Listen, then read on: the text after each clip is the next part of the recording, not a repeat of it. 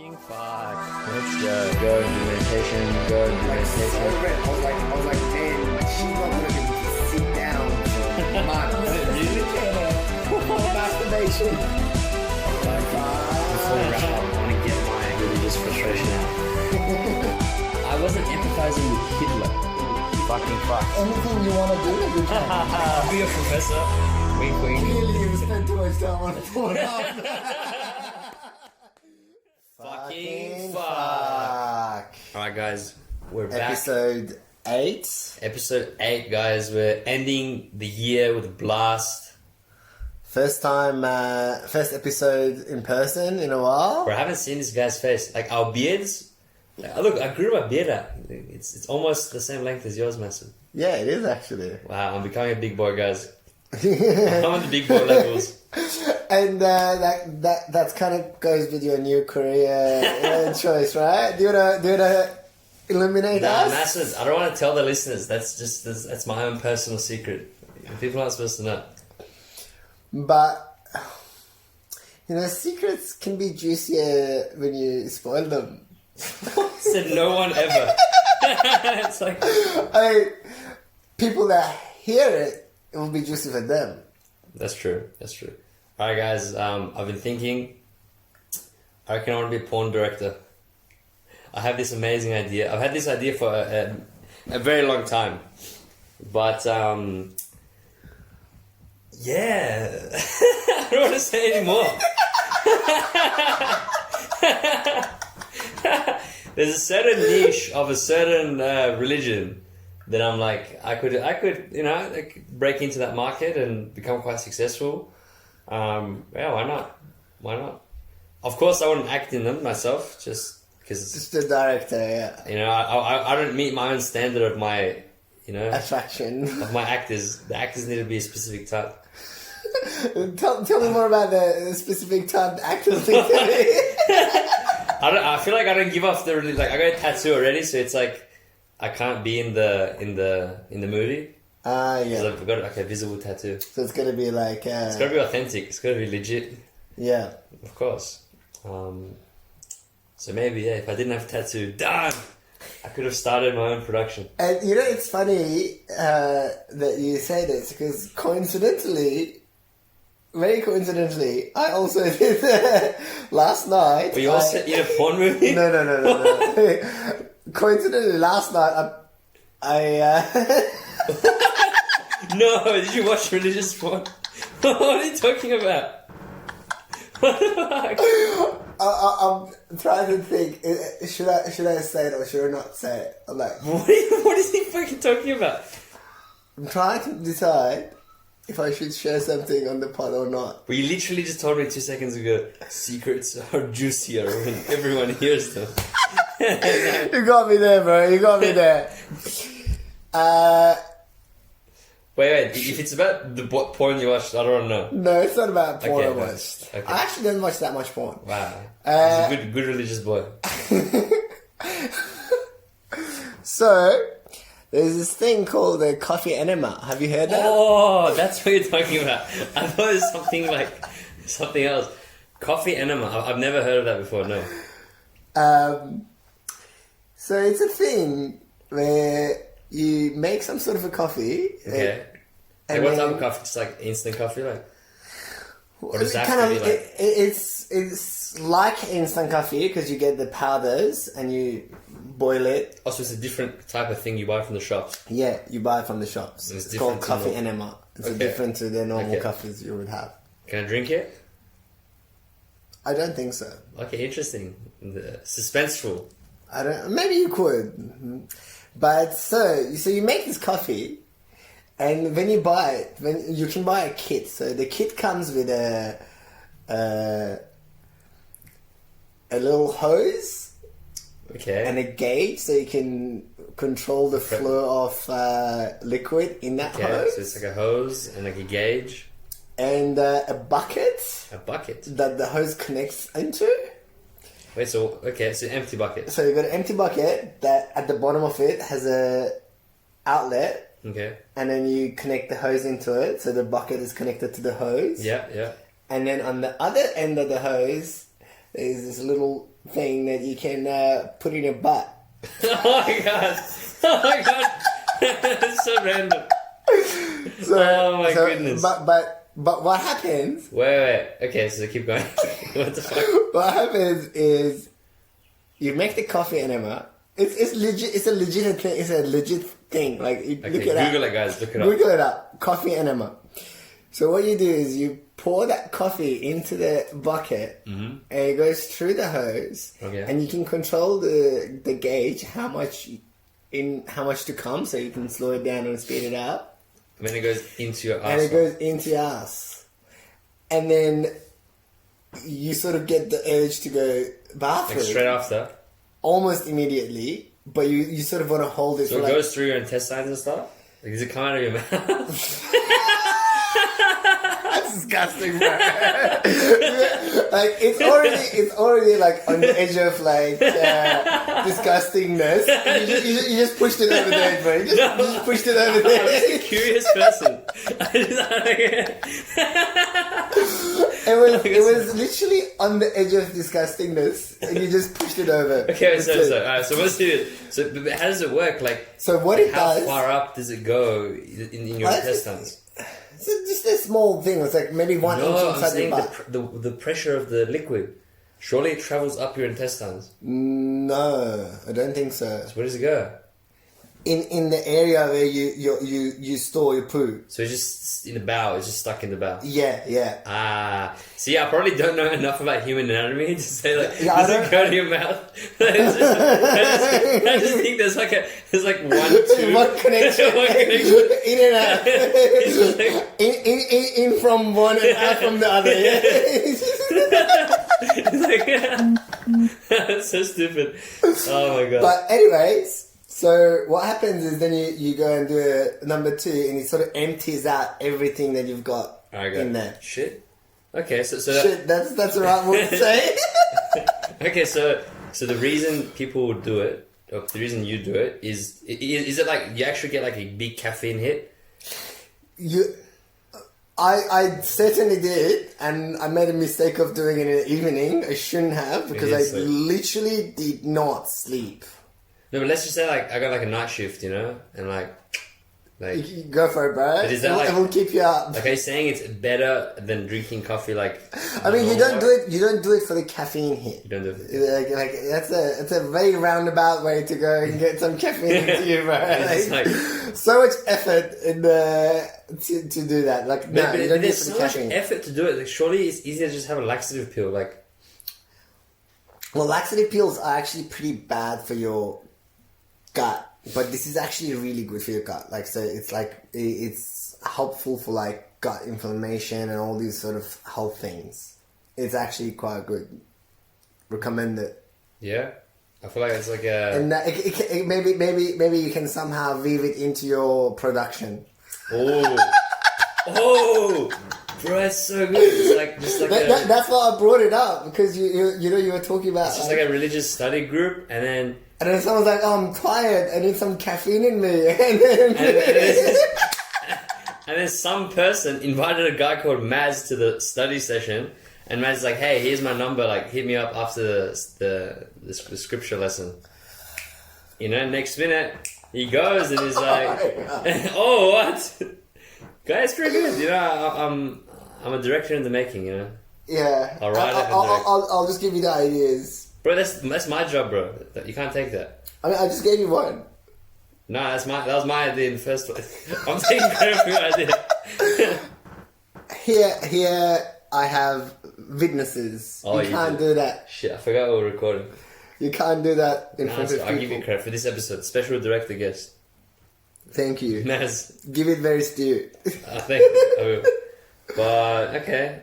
Anyway, that was a odd sidetrack. It was like odd sidetrack, but like anyway, the significance of this episode is I've been away for like nearly 2 months. Back with Maz, and it's just before New Year, so we wanted to talk about what's the word? Like how silly New Year's resolutions can be. Is that like what you were talking about before? Yeah, like so. Back when I used to go to Anytime Fitness Gym, it happened like 3 years in a row. Where when comes January, the gym is so packed, you could not use the stuff you wanted to in any timely fashion. So like, I'm like... Wait, so you couldn't use the gym anytime at any time? No. It was just so packed. There was like sudden influx of people. Like usually... It's like everywhere, I'm sure it's the same. Yeah, usually the time I go to the gym was like, there was maybe 30 people at the gym or 40 people at the gym. Comes January and maybe until like mid-Feb, and instead of 40 people, there's like 100 people. Yeah, okay. And then comes late Feb, it's back to the same 40 people that were there before. So I find this so interesting how the human psychology works, where, you know, you're like, oh yeah, I'm going to do it.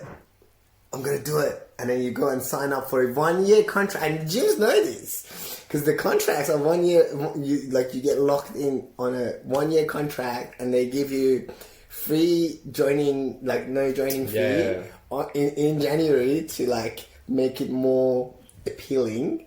So like this is nothing new or groundbreaking, but it's just every year it's just an absurd thing that is. No, but I think the thing that's absurd, like coming off of my trip, like one thing I've realized is how silly and subjective the concept of time is. Like I don't want to go too deep too early, but it's just the idea that I was like, pretty much for me, more or less, I got in a plane on the 25th, on Christmas Day, at 10 p.m. at night. I was in Honolulu. I got in a plane. It was a 10-hour flight. So I was in the air for 10 hours. And then I landed in Sydney at 6:30 a.m. on the 27th. So the 26th, just like, it just disappeared. Like, it just never happened. You lost the day. Like Boxing Day. And the thing is, it could have happened where Christmas just didn't exist. Like the day, 25th of December. And it's just this idea. And then you travel from here to there, time zone, different. Like, and the thing is, life still goes on. But it's just so interesting that the significance of certain days. Like, of course, if you're Christian or whatever, for example, for Christmas, like, okay, good for you. It's the birth of Jesus Christ. But for us, it's like, why certain times, like certain time stamps, so significant? So like I'm gonna ask you, Maz. Actually, why is it? It's interesting. So I've got a friend who I wouldn't. in his words, Jesus is a G. Jesus is a top G. Wow. But like he's not religious, but he's like sort of spiritual like me.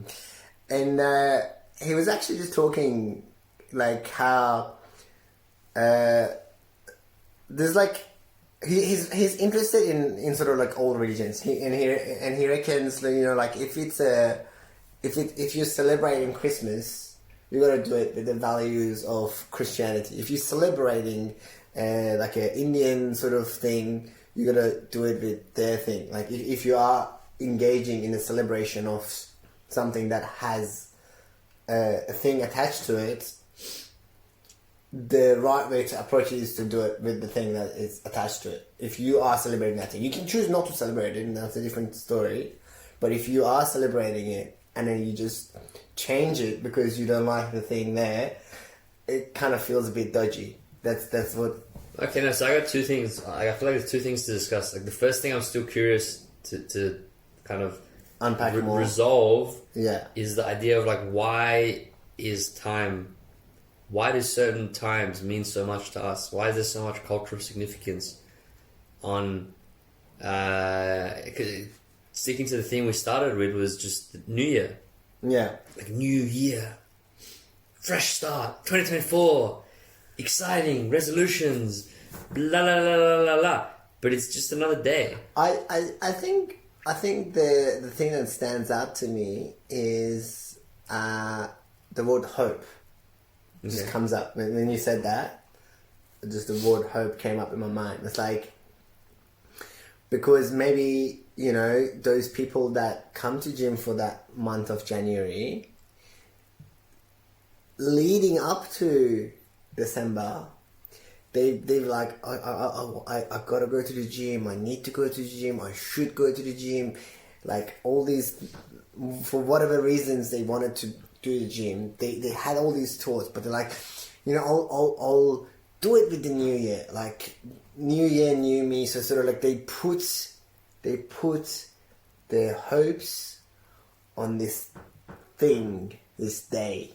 So now this day has been imbued with people's hopes. But do you see that as a good thing or a bad thing? I think it can be both, or neither. That's such a good response. Thank you so much. You just look. practically didn't answer me. Sorry? If you just stayed quiet, it was the same response. Well, look, because it can be good, because sometimes it can give an extra bit of initial motivation when you sort of lack some, when you just have Like starting the engine, like just to get it going, because Yeah. getting it going is generally one of the harder parts as well. You need more energy, is activation energy. So like going to the gym and enrolling in that you only need to do it one time. Every other time you just gotta walk in. So the first time is actually a little bit harder, because you gotta pay or make your membership or whatever. I think it applies to a lot of different things as well, not just gym. We're using gym as an example. But so it can be good because it can help you with that extra activation energy that you need to get started. But I think where it can be bad is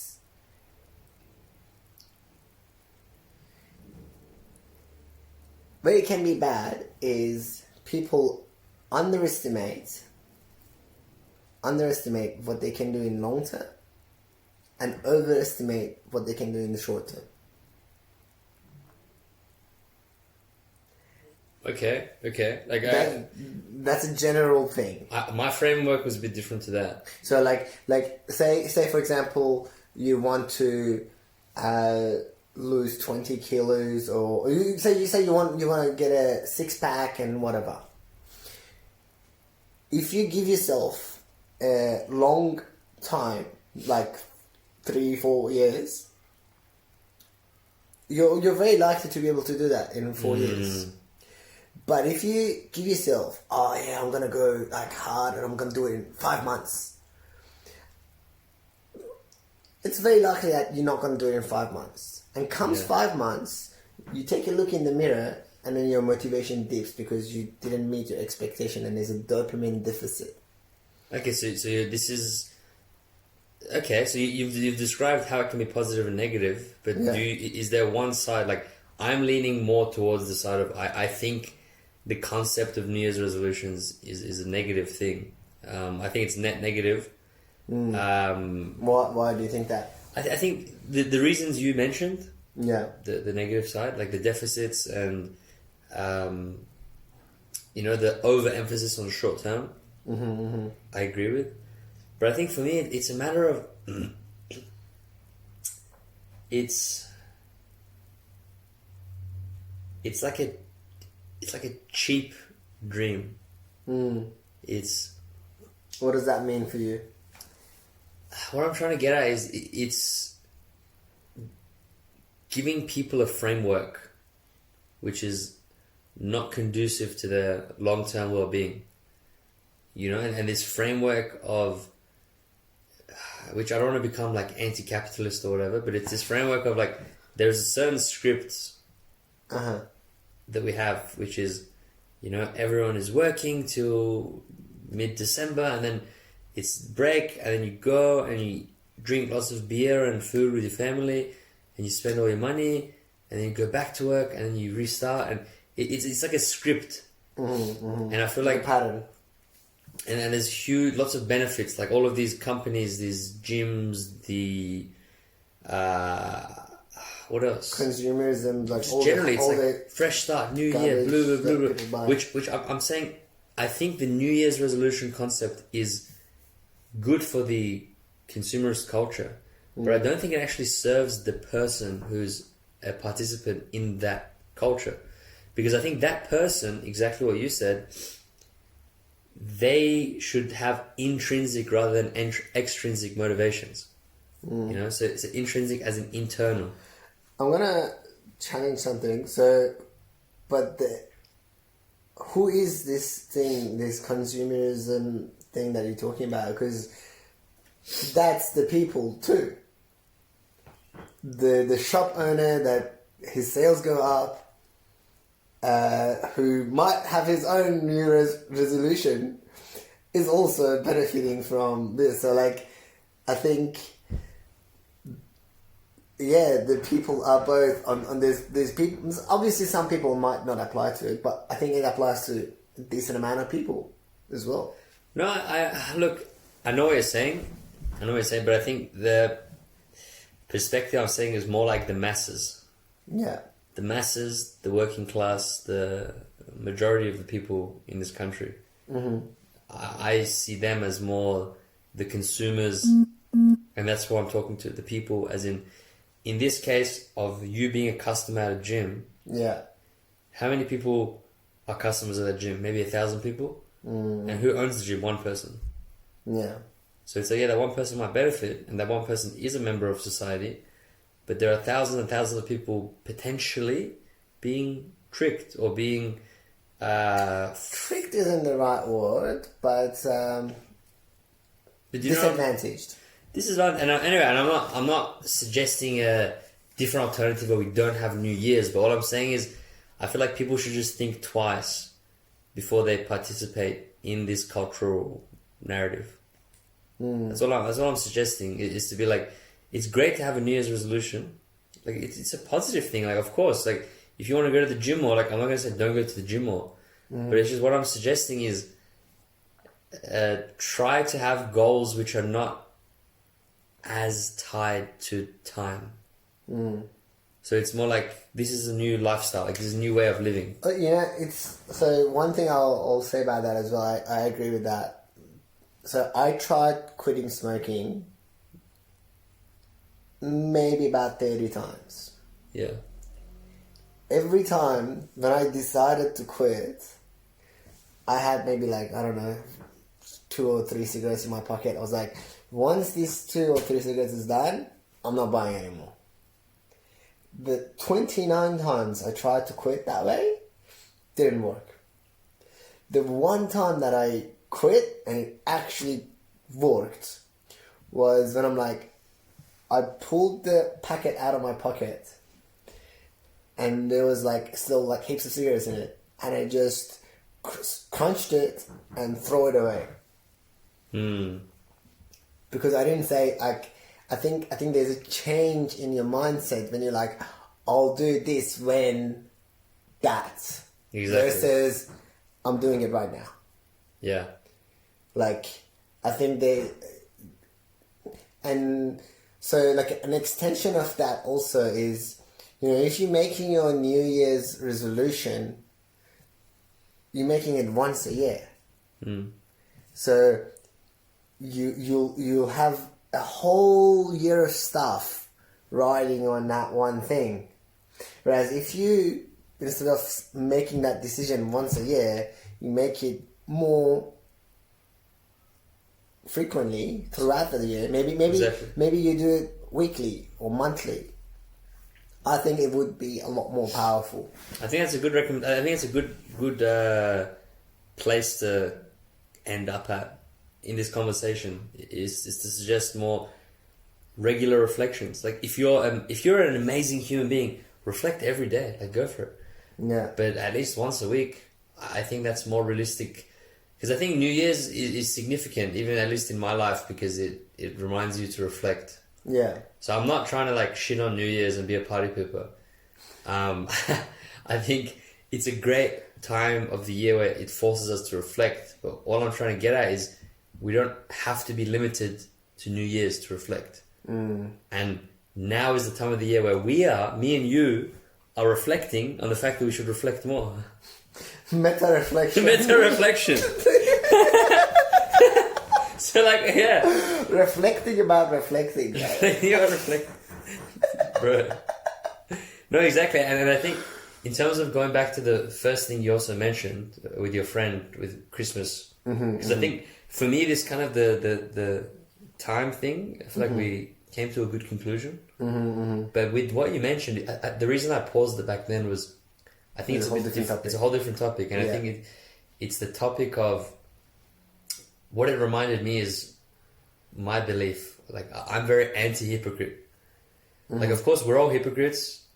Like, we're human beings. Like, just by nature, we're hypocrites. But this idea of, you know, I remember I used to, so many people, when I was Baha'i, we used to have fasting, and the fasting was similar to Islam.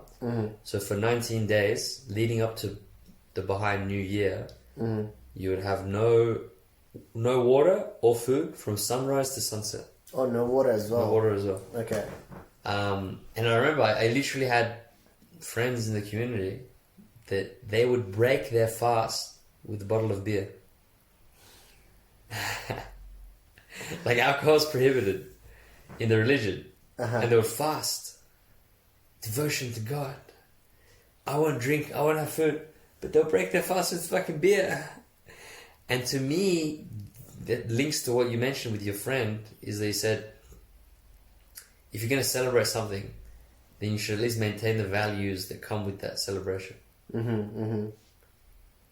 So yeah, what do you think of the Baha'i guy that breaks his fast with a beer? Well, I think that's everywhere. Different versions of it is present, like, and it's not just. It might be more obvious in that context of religion, but it's everywhere. There's the guy that talks about preaching about something, but he never does it. You know, No, but it's not even about preaching. But like saying I am. It is about, because so this Baha'i guy, he's saying I am Baha'i. Yeah. But his actions don't align with his. Okay, so how does that link to celebrate like Christmas? To say I'm celebrating Christmas, but then I'm not going to church. How do you feel about that? So you asked me, do you celebrate Christmas? I say, yeah, I celebrate Christmas. Do you like Jesus? No, I don't like actually, nah, Jesus was a fucking G. Actually, Jesus was a G, bro. I take it. No, like, so what he was talking about, my friend was talking about, he was like saying, you know, the values of Christianity, that the values that Jesus brought. Which are, you know his values? Yeah, I remember. He said peace. Nice. Which is kind of funny because after sort of Jesus left, his followers started all these wars as well afterwards. So like, yeah, anyways, peace, joy, love. There's one other one. Sounds like a rap song. A little bit peace, joy, love. What else? Happiness. One more. Bro, come on. Bro, I guarantee I can guess. Peace, joy, love. Yeah, go again. Abstinence. No. Devotion. No. Faith. No. Forgiveness. No. Diligence. Detachment. I don't know. I tried. Anyways, this three and something else. Bro, how dare you, bro? I did not know. I did not know. Bro, what type of like fake Christian are you? I'm not a Christian. What? I thought you were just preaching right now, trying to convert me to Christianity. Bro, I'm going to start my own religion. Right. You're going to advertise that. We're going to unpack that, but finish this thing about your friend.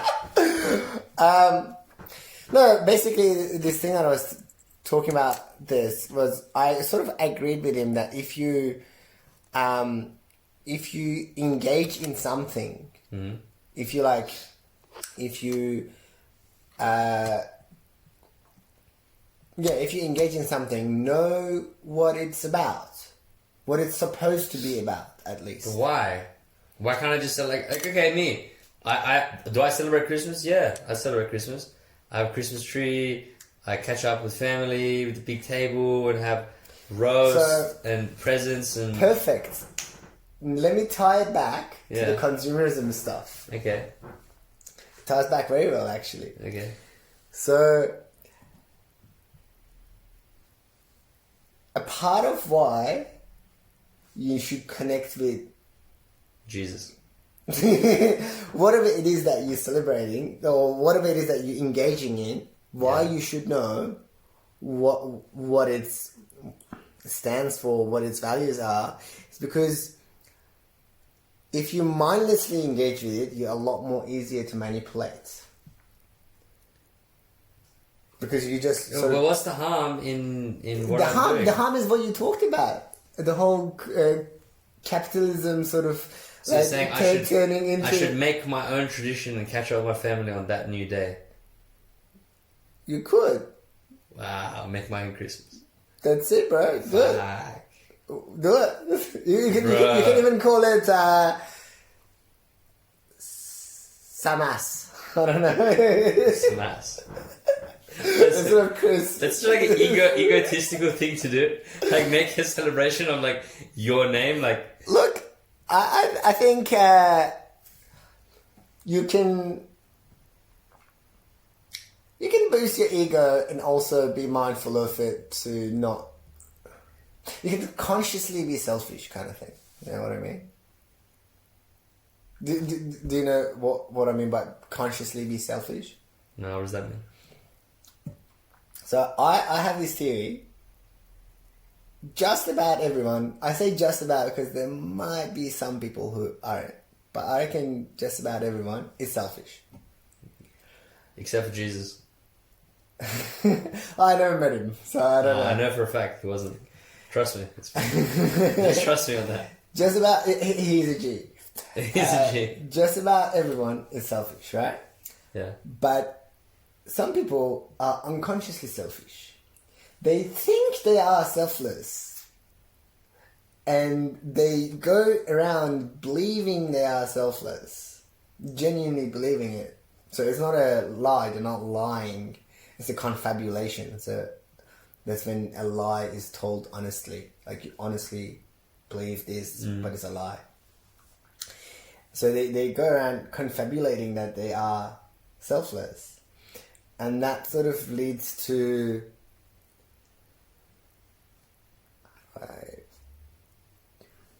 So if you're going around believing you're selfless, when you are selfish, that leads to righteousness. So if you go around believing you're selfless, but you're actually selfish, that leads to righteousness. Like, because you feel like, oh, I'm doing all these selfless things, and but you're not. Okay, so you're saying, okay, so you're suggesting to just embrace selfishness, conscious and do it consciously. to be like, yeah, I'm Like, selfish. you know what? I do like good things for myself. But when you acknowledge that, at least for me, I know I feel good when I help other people. So I help you partly because you're my friend and I like helping you, but also partly because I feel good. So my selfishness, I'm channeling my selfishness for my own good feelings because I want to feel good. That's my pure selfish desire. I want to feel good. And if I consciously channel it, it's a different dynamic than if I'm like unconsciously trying to feel good. So I'm like the other side of it is I want to feel good unconscious, but I don't want to like admit that I want to feel good. So I'm like, oh yes, I'm gonna like do this service for Samim, so Samim can be this thing, and then I do this thing for you, but then you don't like appreciate it. You don't say thank you. And I'm like, how dare he doesn't say thank you? I've done this for him. So what's the alternative is what? You make a contract with me? Toxic. No, what's the alternative? You make a contract with me that I have to appreciate you? If like. But people don't do that because it's unconscious. But I'm saying the other scenario where you're consciously... So I know that I'm doing this not to get appreciation from you. I'm doing this because I feel good when you feel good. So you don't have to actually say thank you to me for it to be worth my effort. Like, okay, so I get it, but I'm just a tiny bit confused. Yeah, honestly, the lack of sleep is definitely making this a lot more challenging. No, because I'm jet lagged and you have lack of sleep. Yeah, but I'm just trying to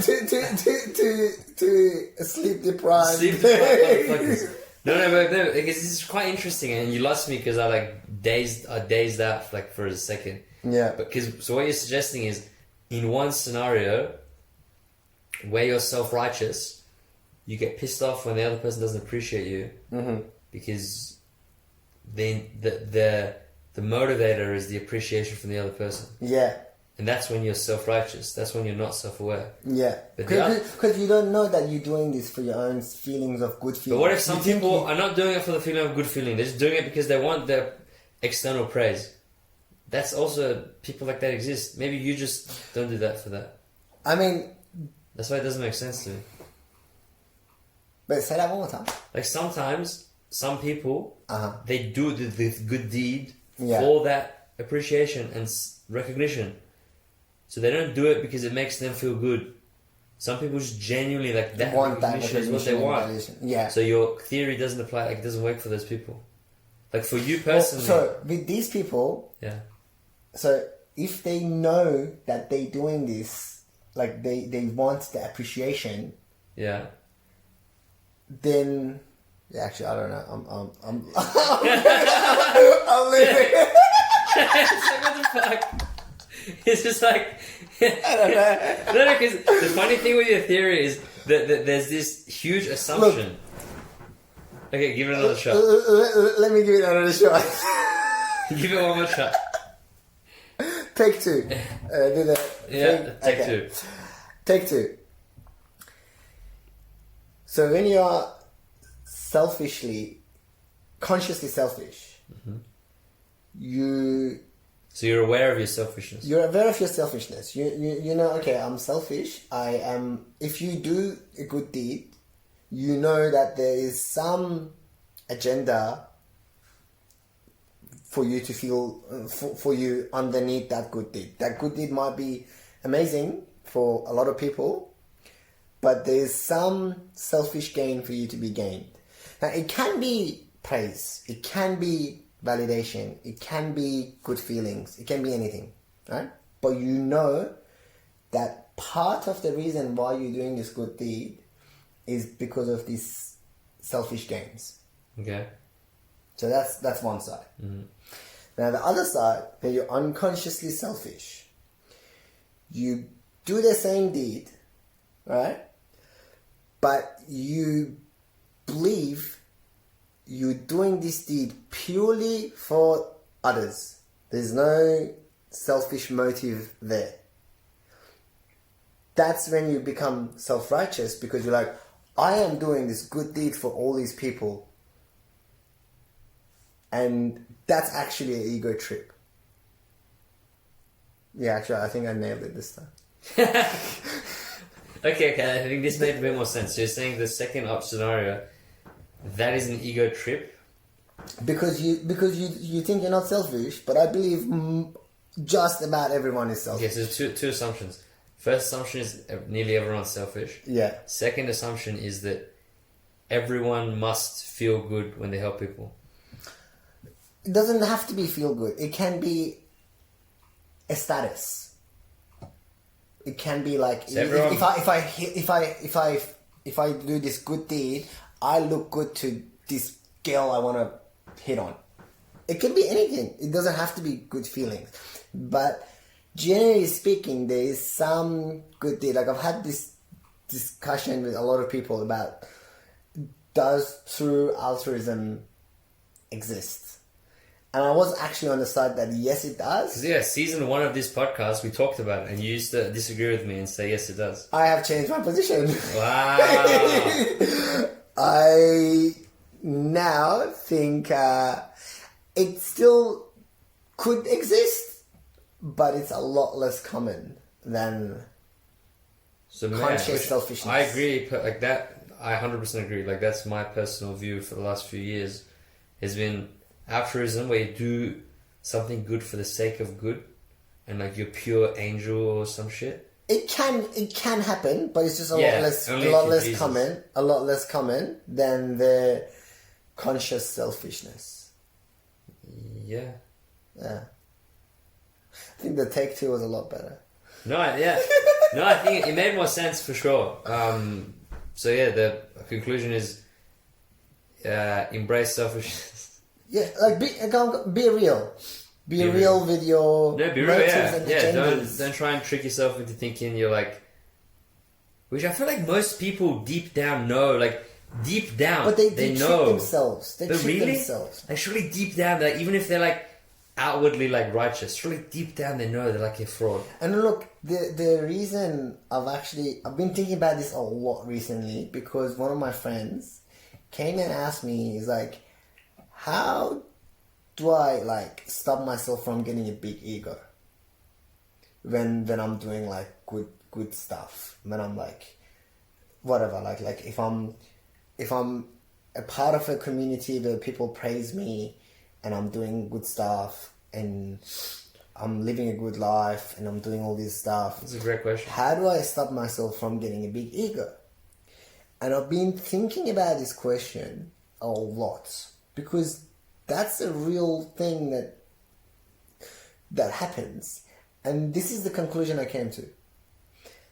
You stop yourself from getting a big ego by being real about your actual 100% of your intentions. You might have 90% intention of saving the world, helping other people, seeing others smile, but there's at least like that little sliver of intention of just, I just want to be seen as this like whatever. So bring yourself down from the pedestal and just know, see yourself like, and that's okay. There's nothing wrong. There's nothing wrong with being consciously selfish. I think actually being consciously selfish is far better than the alternative, which is being unconsciously selfish. Okay. Because the choice of not being selfish, I don't see it being there. So interesting. So you're saying the choice of not being selfish isn't there. It's impossible. I mean, it might be possible for, like, I don't know, Buddha or someone that has reached enlightenment. For average Joe, average Joe. Joe and Mo, Samim and Maz. Yeah. I think it's out of reach. Because you're saying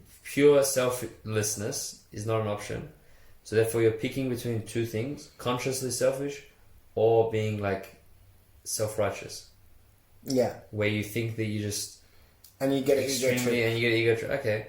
So you're saying that the most moral thing to do is to be consciously selfish. Yeah.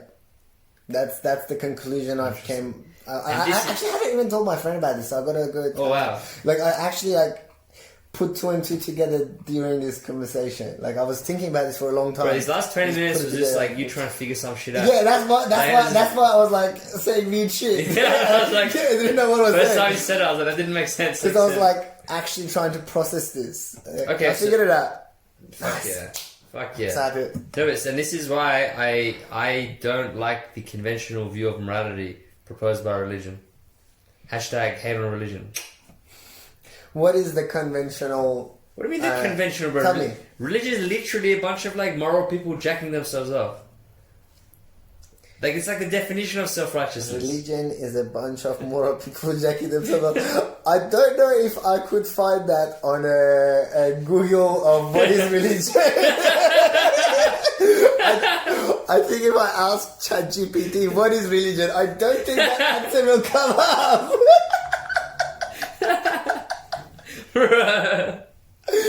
What? How is it not like based on what you just described? how is religion not a breeding ground for self-righteous people?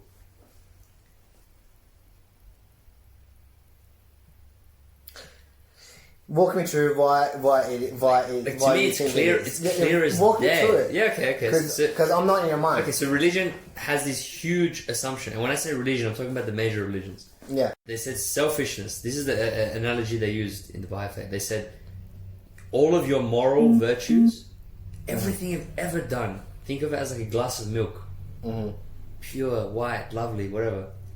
And selfishness, all you need, if you have one drop of selfishness, it's like a poison that corrupts every other moral thing you've ever done in your life.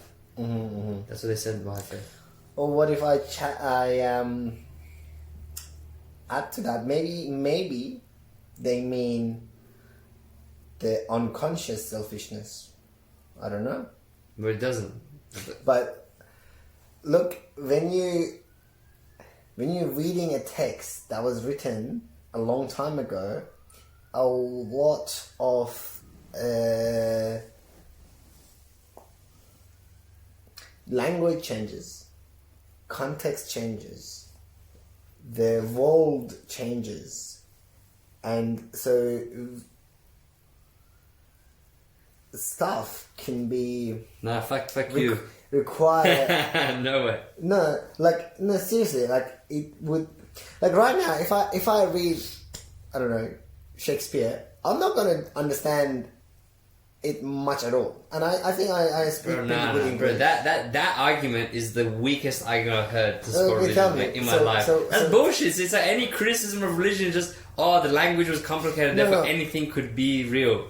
That is like that's such bullshit argument. No, look, I'm not saying anything could be like. What I'm saying is, at least how I interact, not just with religion, but with any book I read, with any information I consume. Yeah. Like even now, when I listen to you talk, how I interact with you is, I don't just listen to the exact words that you say. I try to understand the intent of your communication, because maybe you didn't communicate it perfectly, and you don't communicate perfectly. Yeah. So I want to understand, I want to judge what you say based on your intent, not based on the actual exact words that you used. Because that's an unfair judgment of your argument. I totally agree. But what you're doing is you're giving Maz, you have used your logic based in this conversation. Yeah. Your logic, your rationality, to come to a conclusion about the dangers of selfishness. Yeah? And we have come to a conclusion. The dangers of thinking you're selfish. Exactly. Selfishness actually is selflessness. As a concept, if you can be selfless, as a concept, if you can be selfless, that would be fucking amazing. But you just said it's impossible. I said it's not likely for average Joes and Moes. Exactly. Okay, so you have come to the conclusion that the biggest danger is unconscious selfishness. Yeah? That's like, I'm just rephrasing what we discussed. Yeah. And right now, you're giving the benefit of the doubt, at least in the context of the Baha'i faith, the Baha'u'llah, the Prophet, was actually referring to the thing that you just concluded. So your defense in my criticism was maybe I just didn't understand that, and that's what he meant. Yeah. And the only reason you think that's what he meant is because it aligns with what you see as the truth. I'm not saying that is what he meant. I'm saying maybe. There was a big maybe at the start of what I said. But even the fact like that even crosses your mind. It was, I did not, like, most definitely I didn't say that's what he meant. No, of course. I have no clue. I haven't read the book. I don't know. So silly. Because you've computed your logical and rational thinking, yeah? You've come to a conclusion of some version of truth that fits your understanding of the universe. That works for me. It works for you. Then you read this thing, and you interpret it the way you already wanted to interpret it, which makes sense to you. And if I criticize it, you're like, oh no, but you just didn't understand it the way I understood it. And it's just such like a cheap, fake disservice to the concept of logic and truth. And that's why I get so triggered by these religious concepts that I'm not saying that look, I could say all prophets were charlatans, but that's not what I'm saying. I used to believe that, actually. Yeah, like I maybe that's truth, maybe it's not. But what I'm saying is that I feel like religion is a disrespect to truth. Like it's a disrespect to rationality, where every little Joe or Bob or whatever just interprets it the way whatever they want, and then they link it back to this big religion thing, and you just can't disprove it. It's impossible to disprove it. So you're saying because it's open to interpretation, it doesn't have a solid foundation. No. Exactly. Like if you have a philosopher or a writer or an author or a scholar, they have a theory, they write a book, it's been printed, they're there, you can criticize the book, criticize them, and it's not as wishy-washy. It's not as like, I feel like religion, it shape shifts. It's like a ghost. You try and point an arrow, bow and arrow, try and strike it, and it just goes through it. It's like a shape-shifting ghost thing that just always avoids. I'm agreeing with a lot of the stuff that you're saying, but I want to push back as well, because that's just how our dynamic works, right? And then that's how we learn as well. So my pushback is, you compared the religion with the science, right? But let's look at science. Science seems to be shape-shifting too. How? How many research, like some researchers find this, and then next researchers find something else, and then another research finds something else on the same topic, and the findings change. So sometimes the findings support this, sometimes the findings support that, and they use their own logic to interpret why their findings support this and why that finding doesn't support that. I did a study on breathwork and I didn't find the results I wanted, and I made my own interpretation in my discussion why I found this thing that doesn't support what I said it was gonna do, and I got a fucking HG for it. So the exact same thing that you say about religion happens in science too. People have the theories, and then they run the experiment, and then in the discussion, if they don't find the thing that they wanted to find, they say, look, I didn't find it because of this thing and that thing and that thing, and if you were to do this again with those things, you might find it. And someone might do it again and they don't find it, and then they still come up with another 3 reasons why they didn't find it. So it's I think that thing that you mentioned, at least to some extent, is in science too. What do you say about that? I think to some extent, of course, and I see it more a flaw of the human mind, because religion was created by humans. Like, I'm not criticizing a god. I think some people would disagree with that statement as well. Think religion I don't have a statement. I don't have a stance on that. Anyway, to me, at least in my brain, this is a huge assumption I make. I think religion is. I'm like 99.999% sure religion is man-made. Yeah. Like, I'm not saying to me. I'm not saying that as a fact. That's my opinion. Your stance. But I think in the case of science, of course, there are elements of religious in science. There's elements of dogmatism in science. Like, I'm not suggesting science as a savior to religiosity. That's not what I'm suggesting. Mm-hmm.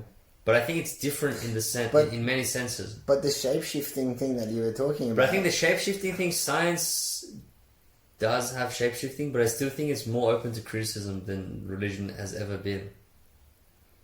More open to criticism. Tell me more. Like, you wrote a paper. Yeah. It'll get peer-reviewed. No one will listen to you. Like, you're just a random guy that published a paper. Yeah. Like...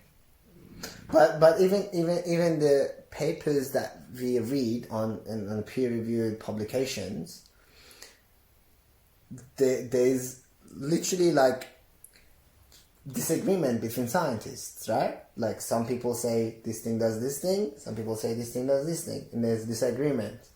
And sometimes they have more evidence, So it leans towards them. Sometimes they have more evidence, it leans towards them, and it changes from time to time. Okay, so can you offer the parallel in religion? I just want like a reminder. Like, what am I comparing it to?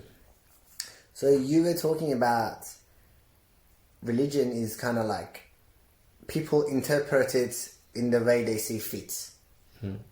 So it's sort of malleable. Like there's a statement, and people look at it and they mold it or interpret it in a way that quote unquote works for them. And that shape-shifting was a criticism of religion that you had. Now I'm saying with science similar thing happens. Yeah. No, So because you're comparing religion and science, and you're saying religion is bad because it is, but science has it too. No, I think it does, and I'll take that on as a criticism of science. Like I think in the overall bigger picture, I think there are less things to criticize from science than religion. But I'm not gonna lie here and say that you can't criticize science. Like I think it's a fair criticism. Yeah, I mean, like, look, I think this is actually like I actually agree with your point. Like I think this point where people take something and interpret it in the way they see fit, I think that is actually very dangerous in all contexts, because it will mean things that it wasn't supposed to mean to begin with. Even sometimes, actually I've seen this happen a lot.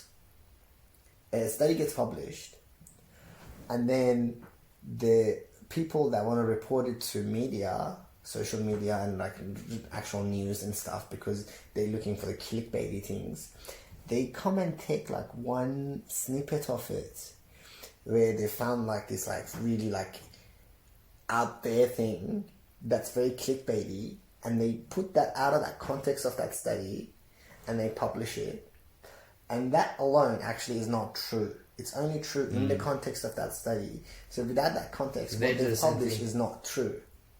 So they've done. So that's an example of how it's dangerous. It's the perversion of truth. I agree. It's dangerous. Absolutely. I reckon it's such a dangerous thing, and it does happen in a lot of contexts. But I still think it's worse in religion than science. Like, I'm happy to make that statement. I can back that up. Yeah, tell me. No, I think the idea that science is being done now. Yeah. Religion was done 2,000 years ago. And that's the difference. What difference does that make? Well, the fact that science, like even if there's a paper that was published 60 years ago, and the author's dead, science is being done now. You replicate the same study now. You have conferences now. You write papers now. Whereas religion, the Bible or the Quran was written. It's already been written. No one's like rewriting the Bible. It's not like Bible 2.0, 2.1, 2.2, 2.3. But then, like, I think they, in a way, they are. But they're not. That's like the. I'm kind of out of my depth too, so I'm just sort of making educated guesses and assumptions. I could be totally wrong, but my response to you would be, so the purist that comes and gives a sermon, he's reinterpreting the Bible in a format that he reckons is relevant to the people that have come to the sermon. So he's like, it's like that's like the Bible is the original study, and then this is each time a priest comes and like takes a part of it and gives a sermon, he's recontextualizing it in the now, with the context of now, and it's like a new study here, a Bible of this day in this church. So there's like, and it's different because it not the same different priests don't talk about the same thing. Same priest doesn't talk about the same thing twice in a row. I'm guessing. I don't know. I'm making random assumptions here. Okay. Like, I'm full of assumptions. I don't know. I know. It's, It's out of my depth, but I'm making educated guesses. I think. Look, the final thing I have to say on this matter is, I think religion's function is to be a means to increase the quality of people's lives, in my opinion. It's innate role, it's innate job. People who are religious, why they're religious? Because it makes their lives better. Its sole purpose is to make people's lives better. You know, whether it's in this world, the next world, whatever the fuck it is, but that's the promise the religion gives people. And people who are religious, that's what they believe. Do you agree with that statement, more or less? I don't agree nor disagree. Okay, so I'm just putting that out there. I'm neutral, but continue. But I think in a different way, I think science has a different function. I think the innate function of science is to find truth. There are many things out there in the universe, many phenomena that we're not sure about. And science is a tool we use to try to measure snippets of the things that we think may be truth. I don't want to go into the philosophy of like, is there such thing as truth or not, blah, blah, blah. But science is a measuring tool. Its function is not to increase people's lives. As a side effect, if science helps to increase people's lives, that's great. If we discover something about cancer that we use to treat people, that's great. But the function of science is not to help people, in my opinion. In my opinion, the function of science is to find out something that we don't know, find more about the truth, about some phenomena or some. And I think that's where they differ, religion and science. I reckon if I agree with your first assertion, which I was like, I don't know if I agree or disagree. If I agree with that, then yeah, that makes sense. But I don't know if many people who are religious would agree with that. Potentially, but I just so I think you don't have like an actual common ground for your argument, because I don't think that people would actually agree with that. But do you agree with it?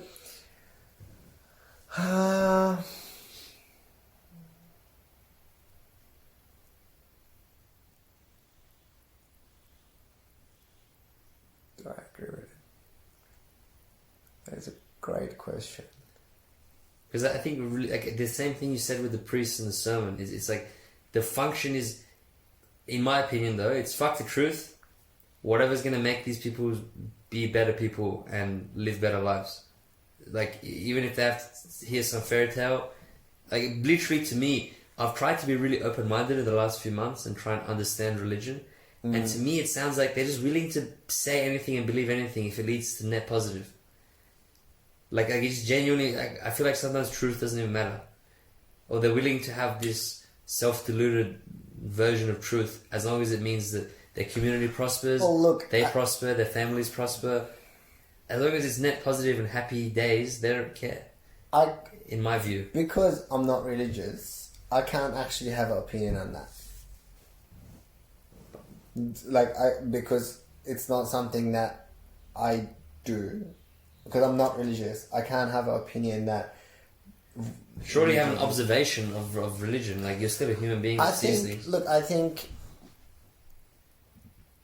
if I'm thinking of like examples of people, I know for sure some people who believe the function of religion is truth. It's not to make your life better.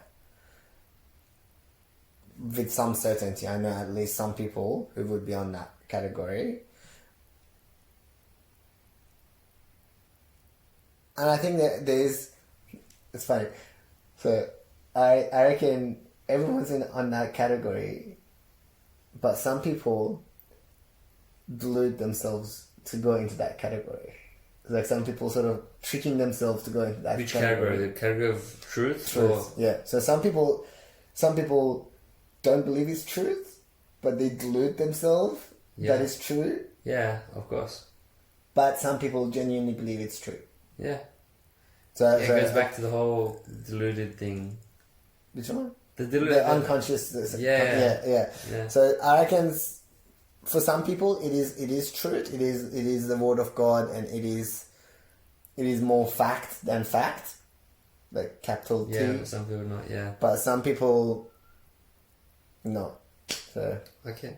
And because I'm not religious, I can't personally have an opinion on it because... Fair. No, I'll take that.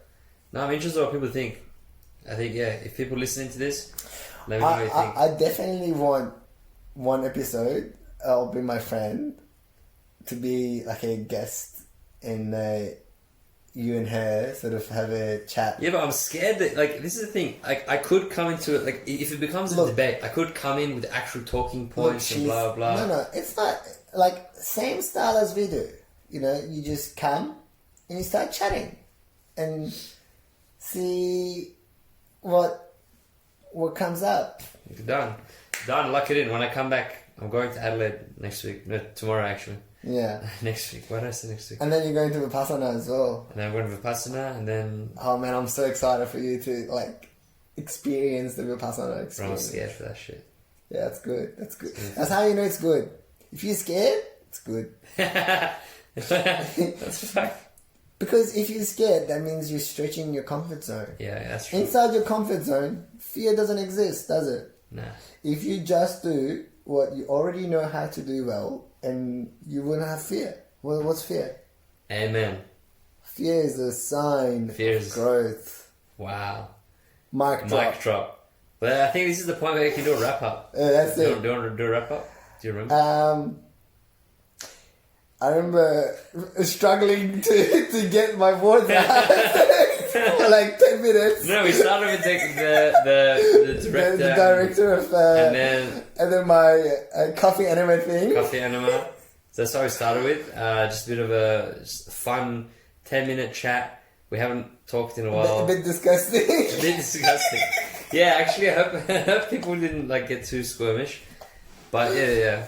What else did we talk about after? We talked about the New Year's stuff. New Year's resolutions. Like whether it's a good thing or a bad thing. We talked about like traditions and Christmas and whether you should always be aligned with the values of the thing you celebrate. Mm-hmm. And then we went into the tangent about selfishness and selflessness. Like, does the conscious selfishness, unconscious selfishness. Yeah, but does altruism exist? That's what I was trying to say. Yeah. But yeah, all good, guys. See you next time. I might see you, I might not. Hopefully I will. Let's go do meditation. I was like, man, she's not going to be able to sit down for months. Really? Masturbation. Before we wrap up, I want to get my religious frustration out. I wasn't empathizing with Hitler. Fucking fuck. Anything you want to do, you can. Be a professor. Wink, wink. Clearly, you spent too much time on Pornhub.